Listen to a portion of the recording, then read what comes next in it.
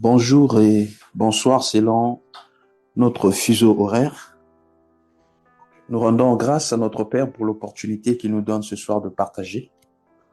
Alors ce soir, par la grâce de Dieu, nous allons partager sur le thème les obstacles à la délivrance. Je répète, nous allons partager sur les obstacles à la délivrance. Notre passage de base, c'est dans Ésaïe chapitre 59 et normalement c'est du verset 1er jusqu'au verset 13. Bon, en fait, tout le chapitre 59 d'Ésaïe nous montre ici les obstacles à la délivrance. Mais avant de lire Ésaïe, nous allons d'abord lire Colossiens chapitre 1er et nous allons lire du verset 12 au verset 14. Colossiens chapitre 1, verset 12 à 14, la Bible dit « Rendez grâce au Père qui vous a rendu capable d'avoir part à l'héritage des saints dans la lumière, qui nous a délivrés de la puissance des ténèbres et nous a transportés dans le royaume du Fils de son amour, en qui nous avons la rédemption et la rémission des péchés. » Alors, repartons dans Ésaïe chapitre 59. Nous allons voir ici les obstacles à la délivrance. C'est quoi la délivrance? Être délivré, c'est le fait de mettre hors du danger. C'est le fait de mettre en sûreté. Et nous savons tous que lorsque l'homme a péché dans le jardin, nous avions connu tous bien aimés, l'insécurité, parce que hors du jardin, il n'y a pas de sécurité. L'homme avait été chassé du jardin, par conséquent, l'homme était dans l'insécurité. Alors, pour que Dieu remette l'homme dans la sécurité, il a envoyé le second Adam, puisque le premier Adam a péché, et par la transgression d'un seul, tous ont péché. La Bible dit, par l'obéissance d'un seul, tous peuvent être ramenés à la restauration ou à la raison. Donc, l'objectif de cet enseignement, c'est nous aider à détecter, bien aimé, quels sont les obstacles, à détecter les obstacles qui peuvent nous empêcher de voir la main de Dieu. Parce que souvent, certains disent que lorsque nous regardons comment Dieu a agi avec ces gens dans le passé, on a comme l'impression que Dieu a changé. Bien aimé, s'il y a une chose que j'aimerais nous dire ce soir, c'est que Dieu n'a point changé. S'il y a un changement, c'est de notre côté. Alors, Ésaïe chapitre 59. Qu'est-ce qui fait que nous ne soyons pas délivrés? Alors, je vais sauter le verset 1er, mais je prends directement du verset 8 au verset 12 et ensuite nous repartirons vers le verset 1er. Voici ce que la Bible dit. Il est écrit, « Ils ne connaissent pas le chemin de la paix. Il n'y a point de justice dans leur voie. Ils prennent des sentiers détournés. Quiconque y marche ne connaît point la paix. C'est pourquoi l'arrêt de délivrance, est loin de nous. Et le salut ne nous atteint pas. Nous attendons la lumière et voici les ténèbres. La clarté et nous marchons dans l'obscurité. Nous tâtonnons comme des aveugles le long d'un mur. Nous tâtonnons comme ceux qui n'ont point Dieu. Nous marchons à midi comme de nuit. Au milieu de l'abondance, nous ressemblons à des morts. Nous grondons comme des ours. Nous gémissons comme des colombes. Nous attendons la délivrance. Elle n'est pas là. Le salut, et il est loin de nous. Car nos transgressions sont nombreuses devant toi. Car nos transgressions sont nombreuses devant toi et nos péchés témoignent contre nous. Nos transgressions sont avec nous et nous connaissons nos crimes. Nous avons été coupables et infidèles envers l'Éternel. Nous avons abandonné notre Dieu.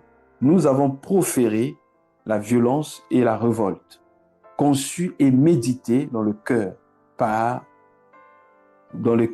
des paroles de mensonges. Bien-aimés dans le Seigneur, je peux ajouter le verset 14, et la délivrance s'est retirée et le salut se tient éloigné, car la vérité trébuche sur la place publique et la droiture ne peut approcher. Bien-aimés dans le Seigneur, c'est très important que nous comprenions un certain nombre de choses. Le danger, c'est de connaître seulement la facette miséricordieuse de Dieu, sans savoir que le Dieu que nous servons est aussi un feu dévorant. Il est lent à la colère et riche en bonté, mais c'est aussi le Dieu qui ne laisse pas impuni le péché. Et la Bible dit, tous ont péché et sont privés de la gloire de Dieu. La volonté de Dieu, le désir de Dieu est que, bien-aimés dans le Seigneur, chacun de nous expérimente la délivrance. Quand je parle de la délivrance, je ne suis pas en train de dire qu'il faut forcément que les démons se manifestent, que tu tombes par terre pour dire que là, tu es délivré. Non. Quand je parle de la délivrance, comme je disais au départ, c'est être en sécurité, c'est être en sûreté dans les trois niveaux de l'homme, au niveau de l'esprit, au niveau de l'âme et au niveau du corps. C'est être en repos en ce qui concerne, bien aimé, notre cœur. Pourquoi plusieurs personnes n'expérimentent pas la délivrance? Alors, quels sont les obstacles? Repartons maintenant au verset 1er de Ésaïe chapitre 59. La Bible dit ceci. Non, la main de l'Éternel n'est pas courte pour sauver, ni son oreille trop dure pour entendre. Mais ce sont vos crimes qui mettent une séparation entre vous et votre Dieu. Ce sont vos péchés qui vous cachent sa face et l'empêchent de vous écouter. Verset 3. Car vos mains sont souillées de sang et vos doigts de crime. Vos lèvres profèrent le mensonge. Votre langue fait entendre l'iniquité. Vous voyez, la Bible nous met en lumière ici quelques aspects des blocus ou encore, bien aimé, des choses qui nous empêchent d'accéder à la délivrance. La Bible précise que la main de l'Éternel n'est pas courte pour sauver. Dieu a cette volonté-là. Il désire nous sauver. Il veut nous libérer. Mais le problème, c'est quoi? Nos péchés nous éloignent de lui. Parce que la Bible dit, tous ont péché et sont privés de la gloire de Dieu. Donc, en effet, le péché nous fait sortir de la présence de Dieu. Et quand nous ne sommes pas dans la présence de Dieu, ça sera impossible pour nous, bien-aimés, d'accéder à la bénédiction de Dieu. De nos jours, les versets bibliques sont devenus comme des slogans. Des versets du genre « Toute âme forgée contre moi sera sans effet je suis capable de tout par celui qui me fortifie. » Oui, mais est-ce que tu as une relation avec cet homme-là qui fortifie? Est-ce que tu as une relation personnelle avec Jésus? Est-ce que tu marches selon les voies de Dieu? Le danger, c'est que plusieurs personnes ont reçu un Dieu seulement sauveur, mais qui n'est pas leur Seigneur. C'est-à-dire un Dieu qui vient seulement lorsqu'ils sont dans le besoin pour accomplir leurs désirs, les désirs de leur cœur. Bien aimé, ce n'est pas ça. Le Dieu que nous servons, il est notre Père, il est notre Seigneur. Nous devons, bien aimé, le craindre et nous devons marcher, bien aimé, dans la sagesse. Et la Bible dit, la crainte de l'Éternel est le commencement de la sagesse. Donc la main de l'Éternel n'est pas courte, mais souvent, nous nous isolons de la présence de Dieu à cause du péché. La Bible dit ici, car vos mains sont souillées de sang. Regardez. Mais ce sont vos crimes qui mettent une séparation entre vous et votre Dieu. Ce sont vos péchés qui vous cachent sa face, car vos mains sont souillées de sang. Les mains ici, ce ne sont pas forcément les mains physiques, mais ça peut être, bien aimé, les mains du cœur. Lorsque, par exemple, quelqu'un m'a fait quelque chose qui m'a offensé et que je refuse de pardonner, ça veut dire que dans mon cœur, j'utilise déjà la violence, c'est-à-dire j'ai déjà tué cette personne au-dedans de moi. Ça veut dire quoi? Mes mains sont souillées de sang. Lorsque je refuse de pardonner, lorsque je refuse de surpasser les torts d'autrui, bien aimé dans le Seigneur, je ne pourrai jamais expérimenter la grâce de Dieu. Car il est écrit, pardonne-nous comme nous pardonnons aussi à ceux qui nous ont offensés.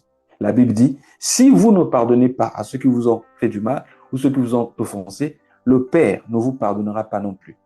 Donc la condition pour recevoir le pardon de Dieu, bien aimé, nous devons aussi pardonner à ceux qui nous font du mal. Un jour, le Seigneur Jésus a posé la question, plutôt Pierre avait posé la question à Jésus pour savoir combien de fois devons-nous pardonner en un jour. Si un frère venait de nous offenser ou de pécher contre nous, faisons la même chose. Il dit, est-ce que nous devons lui pardonner? Pardonner à cette personne 7 fois, 7 fois. Jésus dit non, pas 7 fois, 7 fois, mais pas, non, plutôt Pierre a dit jusqu'à 7 fois. Jésus dit non, pas 7 fois, mais plutôt 7 fois, c'est donc 49 fois, ou plus même, 1000 fois. Et Jésus va donner une parabole du serviteur impitoyable. Et je crois qu'on avait déjà partagé euh, ça ici. Nous avions dit que cet homme-là devait beaucoup d'argent à son roi. Et le roi, voulant faire ses comptes, il a demandé à ce que cet homme-là lui remette son argent. Et il s'est approché du roi, demandant pardon, Seigneur, aie pitié de moi, sois apaisé, je vais rembourser ton argent. Le roi, tellement rempli de compassion, il dit, parce que le roi avait dit, si tu ne me remets pas mon argent, je te prendrai toi, ta femme, tes enfants et tout ce qui t'appartient pour vous jeter en prison. Quand il a demandé pardon, le roi a eu pitié de lui. Et la Bible dit, dès qu'il a quitté le roi, il a croisé un homme qui lui devait juste des centimes. Et je crois qu'on avait calculé ça la fois passée. Ça faisait, je ne sais pas combien de millions d'euros, face peut-être à 500 euros. Et finalement, la Bible dit, les serviteurs de ce roi-là ont vu. Ils ont dit, mais comment cet homme-ci en a eu pitié de lui? Ne pouvait-il pas avoir pitié de l'autre? Et la Bible dit, ils sont allés dire au roi, et le roi a pris cet homme-là, il l'a jeté en prison. Et Jésus va dire, c'est comme ça que mon Père traitera tous ceux-là qui ne veulent pas pardonner de tout leur cœur. Bien-aimés dans le Seigneur, c'est une chose de pardonner, mais c'en est une autre de pardonner de tout son cœur. Vous savez, lorsqu'on pardonne de tout son cœur, il est vrai que nous avons une mémoire. Ça veut dire quoi? On peut se souvenir de comment nous avons été offensés, mais la différence, c'est que si on a pardonné de tout son cœur, nous ne sentons plus la douleur au-dedans de nous. Mais si nous sentons toujours la douleur, ça veut dire que la blessure est encore là. Ça veut dire qu'on n'a pas encore pardonné de tout son cœur. Nous devons demander la grâce de Dieu pour pardonner et, bien aimé, de surmonter, bien aimé, ces mauvais sentiments. C'est très important.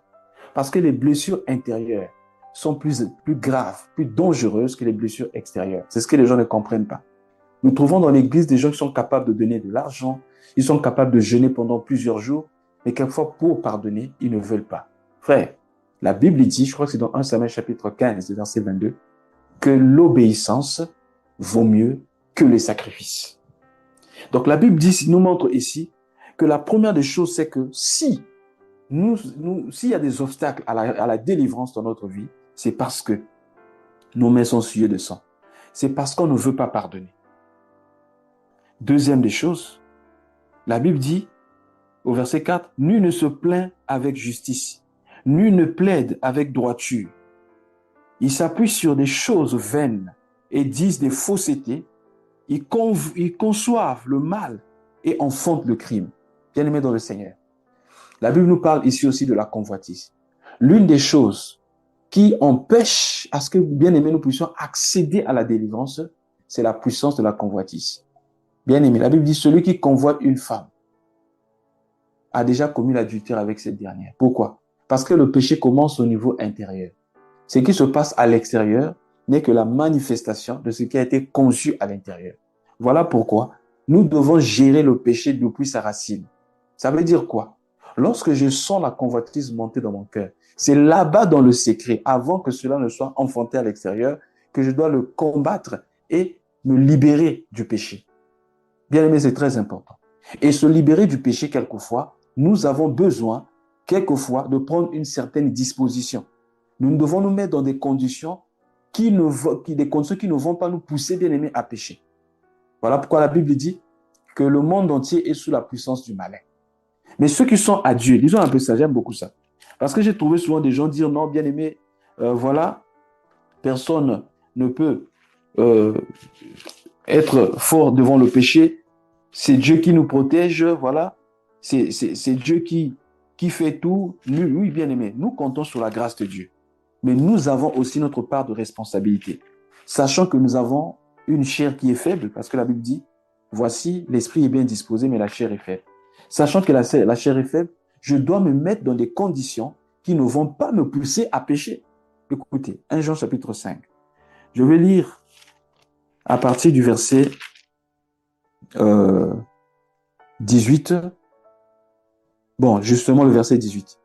18 à 19. Nous savons que quiconque est né de Dieu ne pêche point. Mais celui qui est né de Dieu se garde lui-même et le malin ne le touche pas. Nous savons que nous sommes de Dieu et que le monde entier est sous la puissance du mal. Vous voyez, nous sommes de Dieu. Mais nous ne devons pas oublier que ce monde-ci est sous la puissance du malin. Voilà pourquoi quand la Bible nous dit « ne vous conformez pas au siècle présent », nous devons bien aimer nous garder nous-mêmes. Nous garder de certaines images. Il y a des images bien aimées qui vont te pousser à l'impudicité. Il y a des images bien aimées qui vont commencer à travailler dans ton cœur et te pousser bien aimé à l'impurité. Voilà pourquoi quelque part la Bible dit, je crois que c'est Job qui avait dit, j'ai fait un pacte avec mes yeux pour ne pas voir ce qui est impur. Bien aimé, nous devons décider dans nos cœurs de ne pas voir ce qui est impur. Aujourd'hui, nous sommes dans un siècle où la nudité est devenue quelque chose bien aimé de gratuite. C'est-à-dire qu'on donne ça gratuitement comme ça. Vous voyez les femmes nues sur les réseaux sociaux, hein, et tout ce qui est lié, bien aimé, aux réseaux sociaux aujourd'hui, bien aimé, vous allez constater avec moi, c'est plus lié, bien aimé, aux choses sales, à l'immoralité, et bien aimé, tout ce qui est lié au sexe. Et tout ceci a pour but, bien aimé, de travailler notre mentalité, de préparer notre mentalité afin que l'immoralité puisse s'étaler partout sur la terre, puisque nous sommes au temps de la fin. La Bible dit ce qui arrivera du temps de Noé arrivera au jour du Fils de l'homme. Ce qui arrivera du temps de l'autre arrivera au jour du Fils de l'homme. Et par les médias, par les réseaux sociaux, le malin est en train, bien aimé, de fonctionner activement. Le malin est en train de fonctionner pour préparer les gens, bien aimés, à ces choses-là. C'est pourquoi nous, en tant qu'enfants de Dieu, nous devons nous garder nous-mêmes. Nous devons être disciplinés. Nous devons discipliner nos oreilles. Nous devons discipliner nos yeux. Pourquoi je le dis? Parce que ce qui forme l'homme intérieur est formé par ce que tu entends et ce que tu écoutes. On devient ce qu'on voit souvent et par ce que nous voyons et ce que nous écoutons. On devient ce qu'on voit souvent et ce que nous écoutons souvent. Le prénom que tu portes maintenant, c'est parce que tu as plusieurs fois écouté ce prénom-là et finalement tu es devenu ce prénom-là. Fais attention, bien aimé, à ce que tu écoutes. Ce que tu écoutes peut te déformer. Ce que tu écoutes peut te rendre impur. La Bible dit la foi vient de ce qu'on entend et ce qu'on entend vient de la parole de Dieu. Et il est écrit, bien aimé dans le Seigneur, que vous connaîtrez la vérité et la vérité vous affranchira. Si nous prenons le revers de ce passage, vous connaîtrez le mensonge et le mensonge vous luira. Beaucoup de gens ne connaissent pas la délivrance aujourd'hui parce qu'ils passent leur temps à écouter le mensonge. Au lieu d'écouter la vérité de la parole de Dieu, ils passent leur temps à écouter le mensonge des séries, les mensonges des émissions qui ne glorifient pas Dieu. Le mensonge, bien aimé, des choses à la télé, sur Internet, qui ne glorifient pas Dieu. Voilà pourquoi ces gens sont liés. Donc, l'obstacle à la délivrance ici, bien aimé dans le Seigneur, comme je viens de dire, il y a la convoitise, il y a le péché, l'immoralité. Toutes ces choses, bien aimées, qui nous éloignent de Dieu. Repartons un peu dans le livre d'Ésaïe. Le livre d'Ésaïe dit, je crois que c'est le verset 8, Ésaïe chapitre 59, on va relire le verset 8. Regardez ce que le prophète Ésaïe dit ici, au verset 8. Ésaïe 59, verset 8, il dit ceci. Ils ne connaissent pas le chemin de la paix. Bien aimé, l'une des choses qui bloque la délivrance dans la vie d'un enfant de Dieu, c'est parce que les enfants de Dieu ne veulent pas suivre le chemin de la paix. Alors, qu'est-ce que l'apôtre Paul a dit par rapport à cela? Prenez avec moi, si vous avez votre Bible, vous pouvez souligner Romains chapitre 12, et nous allons lire du verset 17 au verset 21. C'est pratiquement ce que nous avions lu, ça dit pratiquement la même chose, mais je crois que c'est important que nous puissions le lire. Romains chapitre 12, du verset 17 au verset 21. Qu'est-ce que la Bible nous dit ici? Ne rendez pas à personne le mal pour le mal. Recherchez ce qui est bien devant tous les hommes. S'il est possible, écoutez bien, s'il est possible, autant que cela dépend de vous, soyez en paix avec tous les hommes. Ne vous vengez pas vous-même, bien-aimés, mais laissez agir la colère, car il est écrit, à moi la vengeance, à moi la rétribution, dit le Seigneur. Mais si ton ennemi a faim, donne-lui à manger. S'il a soif, donne-lui à boire. Car en agissant ainsi, ce sont des charbons ardents que tu amasseras sur sa tête. Écoutez le verset 21. Ne te laisse pas vaincre par le mal, mais surmonte le mal par le bien. Ô bien-aimé de le Seigneur. Voilà ce que la Bible nous demande.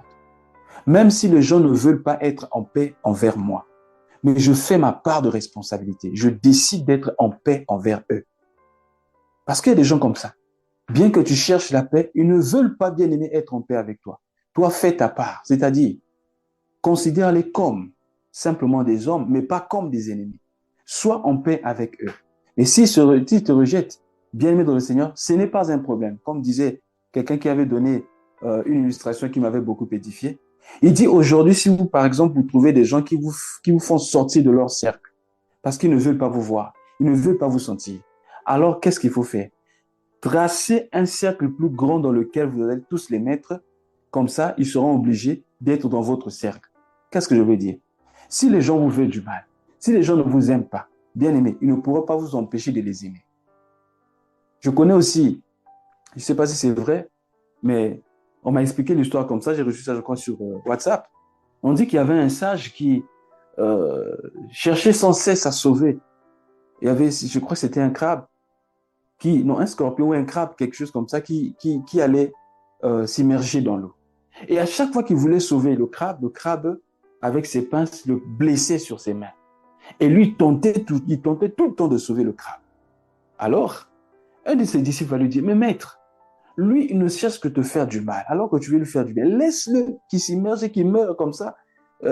Tu seras apaisé. Il dit non. Lui, sa nature, c'est utiliser ses pinces pour me blesser. Mais moi, ma nature, c'est faire du bien et sauver. Qu'est-ce que je veux dire, frère, sœur? Que le mal que les gens te font ne change pas ta nature. Que le mal que les gens te font, l'ingratitude que les gens bien-aimés te remettent, la monnaie du singe que les gens te remettent bien-aimés dans le Seigneur, ne change pas ta nature. Continue à faire du bien parce que tu as la nature de Dieu. Vous savez, aujourd'hui, plusieurs insultent Dieu, alors que c'est lui qui nous donne à nous tous l'être et le mouvement. C'est lui qui nous donne à nous tous la pluie, etc., la nourriture, la vie. Mais bien aimé, Dieu continue à faire du bien. Si nous avons l'Esprit de Dieu en nous, on va continuer à faire du bien, quelle que soit la condition, quelle que soit la façon dont les gens nous traitent. Bien aimé dans le Seigneur, plusieurs choses empêchent la délivrance dans la vie des enfants de Dieu. L'une des choses, bien aimées dans le Seigneur, que nous venons de lire ici, c'est le manque de paix. Le manque de paix, je continue au verset 9, c'est pourquoi la délivrance, c'est pourquoi l'arrêt de délivrance est loin de nous. Le salut ne nous atteint pas. Nous attendons la lumière et voici, nous voyons les ténèbres. Pourquoi? La délivrance, l'un des obstacles de la délivrance, bien aimé, c'est lorsque nous donnons le dos à Jésus-Christ. Tu peux aller à l'église, servir, mais donner ton dos à Jésus-Christ. Vous savez, naturellement, si tu donnes ton dos au soleil, tu verras devant toi les ténèbres, tu verras devant toi ton ombre. Mais qu'est-ce qu'il faut faire pour faire passer ton ombre derrière toi? Il suffit de faire un quart de tour, regarder le Seigneur afin que ton ombre passe derrière toi. Plusieurs personnes ne connaissent pas la délivrance parce qu'ils ne veulent pas venir sincèrement devant Dieu. Dieu nous connaît plus que nous-mêmes, frères. Il connaît nos faiblesses, il connaît nos péchés. On ne peut pas fuir loin de sa face. Mais ce que Dieu attend de nous, c'est la repentance sincère. C'est le retour vers lui. C'est reconnaître que nous sommes faibles. La Bible dit dans Proverbe chapitre 28, verset 13, « Celui qui casse ses transgressions ne prospère point, mais celui qui les avoue et les délaisse obtient miséricorde. » Dieu te connaît, frère. Et ce qui est bien, c'est si tu tombes, lorsque tu tombes dans le péché, comme le frère Alessir nous avait enseigné la fois passée ici, sur les péchés mignons, comment un péché peut être mignon. Déjà, c'est un péché, mais on dit c'est mignon. Déjà, le péché ne peut pas être mignon. On ne peut pas aimer le péché. Bien aimer dans le Seigneur. S'il arrive que tu as une certaine faiblesse, tu tombes souvent dans cette faiblesse. Dieu le sait. Mais le problème avec toi, c'est que tu ne veux pas venir vers le Seigneur. Tu crois que par tes propres efforts, tu pourras faire quelque chose. Bien aimé. Même la discipline ne peut pas t'aider. Il n'y a que Jésus-Christ qui peut t'aider. Il n'y a que Jésus-Christ qui peut purifier ton cœur. Il n'y a que Jésus-Christ qui peut te laver de tout péché. Car il est écrit dans 1 Jean chapitre 1 verset 9. Si nous confessons nos péchés, il est juste et fidèle pour nous les pardonner et nous justifier de tout péché. Bien-aimé, Dieu te connaît plus que toi-même. Il connaît tes péchés. Il connaît tes faiblesses. Mais il attend que tu puisses revenir à lui. Il est écrit dans Zacharie, revenez à moi et je reviendrai à vous. Le fils prodigue avait quitté la maison de son père. Mais le père l'attendait pas dans la maison. Le père espérait un jour que le fils revienne. La Bible dit, le fils, quand il est parti, il a gaspillé tout son argent en vivant dans la débauche, au point où il était même au service de pourceaux. Il voulait même manger la nourriture des porcs. Oh, bien-aimé dans le Seigneur. Vous savez que le porc faisait partie des animaux impurs en Israël. Et le porc vit dans la saleté, dans la boue. C'est l'image du péché. Il vivait dans le péché. Mais ce que j'aime dans cette histoire, dans Luc chapitre 15, verset 17, la Bible dit, étant rentré en lui-même, bien aimé dans le Seigneur, quelquefois, il faut s'arrêter et faire une introspection. Rentre d'abord en toi-même. Est-ce que la vie que tu mènes maintenant, est-ce que la vie que tu vis maintenant est une vie qui plaît à Dieu? Ou tu es en train de passer simplement ton temps? Dieu veut faire beaucoup de choses avec toi. Mais le problème avec toi, c'est que tu ne donnes pas à Dieu la possibilité de rentrer en action dans ta vie. Parce qu'il y a encore le péché. Il y a encore les péchés cachés. Il y a encore des péchés non confessés. Il dit, viens à moi. La Bible dit, quand on vient à lui, oh, il ne rejette pas ceux qui viennent à lui. Quand le fils prodigue a décidé de revenir vers le Père, oh bien-aimé dans le Seigneur, ce jour-là, le Père ne l'attendait pas dans la maison. Et la Bible dit, le Père est venu l'embrasser, il a vu de loin, il l'a embrassé. Il n'a même pas eu le temps de confesser ses péchés. Le Père s'est réjoui en disant, mon fils que voici, il était mort, il est revenu à la vie. Oh, il était perdu, il a été retrouvé. Bien-aimé, quand tu te livres dans l'immoralité, tu es perdu, tu es mort. Quand tu te livres dans les drogues, tu es mort spirituellement. Quand tu te livres dans les choses qui ne glorifient pas Dieu, tu es mort spirituellement. Voilà pourquoi vous allez voir ici dans Isaïe chapitre 59, je vais lire le verset 10. Nous tâtonnons comme des aveugles le long des murs. Nous tâtonnons comme ceux qui n'ont point Dieu, alors qu'ils ont des yeux mais ne regardent pas. Nous chancelons à midi comme de nuit. Au milieu de l'abondance, nous ressemblons à des morts. Oh bien-aimés, au milieu de l'abondance de la parole de Dieu, nous ressemblons à des morts spirituels. Pourquoi? Parce que notre esprit n'est pas éclairé, parce que notre esprit n'est pas revenu à Dieu. C'est lorsque nous revenons à lui, bien-aimé, que Dieu change notre personnalité. C'est que Dieu change notre nature. La Bible dit, nous devons remettre à Dieu nos membres comme des sacrifices vivants, saints, agréables à Dieu. Et la Bible dit, ne vous conformez pas au siècle présent, mais soyez transformés par le renouvellement de l'intelligence. Bien-aimé, Dieu va renouveler notre intelligence. Celui que vous prêchez ce soir, bien-aimé, c'est le frère ici connaît. On partait en boîte de nuit. Ça, c'était notre vie. On vivait dans la débauche. Mais un jour, le Seigneur nous a appelés, on a accepté. Et j'ai jamais entendu un message prêché pour me dire, ne va plus en boîte de nuit. Mais bien-aimé, Jésus a enlevé tous ces désirs-là en moi. Viens à Jésus, il va te délivrer. Viens à Jésus, il va enlever tous ces mauvais désirs. Il va enlever la rancune, il va enlever l'amertume. Peut-être que tu as été abandonné, tu as été attristé, tu as été rejeté et ça a créé en toi comme un esprit de rejet. Ça a créé en toi l'apitoiement sur toi-même. À tel point que quand tu arrives au milieu des hommes, tu as comme l'impression que tu n'es pas toujours le bien ou la bienvenue. Bien-aimé dans le Seigneur, Jésus-Christ t'aime et il te tend la main ce soir. La Bible dit, si vous entendez sa voix, ne jugez pas vos cœurs. Il dit, je me tiens devant la porte et je frappe. Celui qui écoute ma voix, ouvre la porte, j'entrerai chez lui.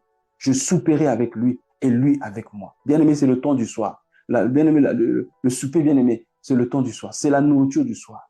Et la Bible dit, au temps du soir, la lumière apparaîtra. Nous sommes au temps du soir. Quand vous voyez le conflit entre Israël et la Palestine, quand vous voyez les inondations en Libye, quand vous voyez les tremblements de terre au Maroc aujourd'hui, les gens meurent par milliers, bien-aimés, par jour. Bien-aimés, cela doit attirer notre attention. Nous sommes à la fin des temps. Jésus revient bientôt. Il est temps que nous puissions rentrer à la maison, revenir à la maison.